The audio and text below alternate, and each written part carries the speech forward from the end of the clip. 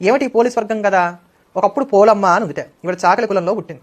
ఈ చాకలి కులంలో పుట్టిందన్నమాట ఎందుకు చెప్పుకుంటున్నాం అంటే అన్ని వర్ణాల వారికి కూడా దీపారాధన ఉంది, అన్ని వర్ణాల వారు కూడా మోక్షాన్ని పొందొచ్చు అనడానికి కానీ మన పెద్దవాళ్ళు చెప్పినటువంటి మాట అనమాట ఇది.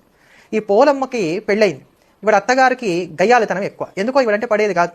ఆవిడకి చాలా మంది కోడళ్ళు ఉన్నారు, ఇవాడు ఆఖరి కోడలు మిగతా కోడళ్ళందరినీ కన్న కూతురులాగా చూసుకునేది కానీ ఈవెన్ని మాత్రం అంత బాగా చూసుకునేటువంటిది కాదు. ఒకనొక కార్తీక మాసం వచ్చినప్పుడు పుణ్యం తమకే రావాలి, పోలికి రాకూడదు అనేటువంటి కారణం చేత అత్తగారు కోడళ్ళందరినీ వెంట పెట్టుకుని తాను మాత్రం ప్రతిరోజు నది దగ్గరికి వెళ్ళి కార్తీక స్నానాన్ని ఆచరించి కార్తీక దామోదర ప్రీతిగా దీపాలన్నీ కూడా వెలిగించి తాను ఇంటికి వచ్చేది.